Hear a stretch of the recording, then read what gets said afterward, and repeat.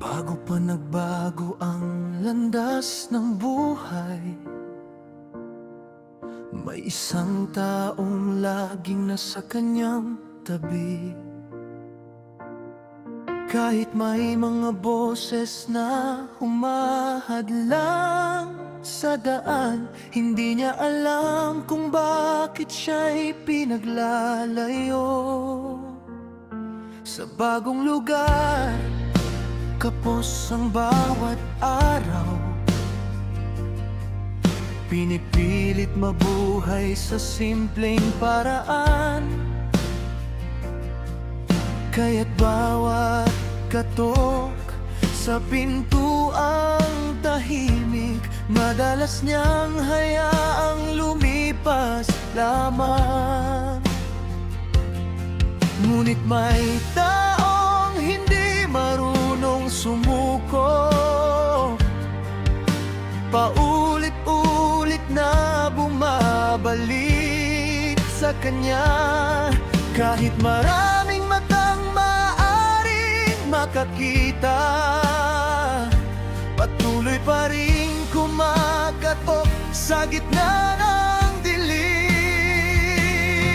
Sa likod ng hating gabi, sino bang hinahanap? Saan ba nanggagaling ang mga yabang sa daan? Magkalapit lang naman ang mga tahanan, ngunit bakit sa kanya pa rin ang tuluyan? Maraming tanong ang walang kasagutan, mga lihim na hindi mabigyang pangalan. At sa bawat gabing may gatok sa pintuan, lalong lumalalim ang kanyang pag-aalilangan. Unti-unti niyang nakilala ang buhay nito, mga kwentong taglay ng bawat pagdating. May sariling mundo, may sariling pasanin, at mga lihim na hindi madaling aminin.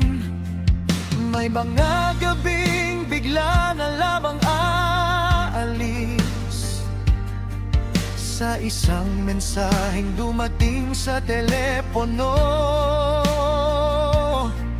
May mga sandaling tahimik at malayo, parang may unos na kinimkim-kim sa puso. Nasanay na rin siyang wag nang magtanong, hayaan ang mga bagay na pusaring lilinaw. Ngunit habang dumarami ang kanyang nalalaman, mas marami ring pala isipang nabubuo. Sa likod ng hating gabi, sino bang hinahanap? Saan ba nanggagaling ang mga yabang sa daan? Magkalapit lang naman ang mga tahanan, ngunit bakit sa kanya pa rin ang tuluyan? Maraming tanong ang walang kasagutan,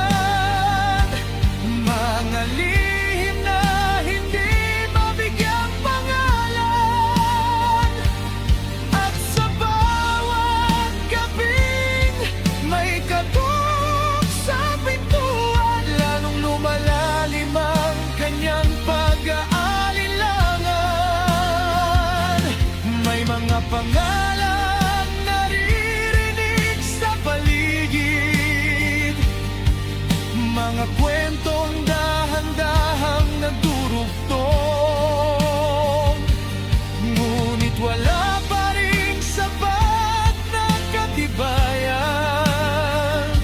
Tanging mga hinalang bumababag. At hanggang ngayon isang tanong ang buhay, hindi pa rin mabigyan ng malinaw na sagot. Ano ang dahilan ng bawat pagdating?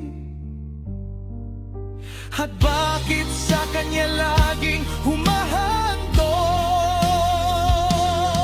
Sa likod ng hating gabi, sino bang hinahanap? Saan ba nanggagaling ang mga yabag sa daan? Magkalapit lang naman ang mga tahanan, ngunit bakit sa kanya pa rin ang tuluyan? Hanggang sa paglipas ng maraming gabi, nanatiling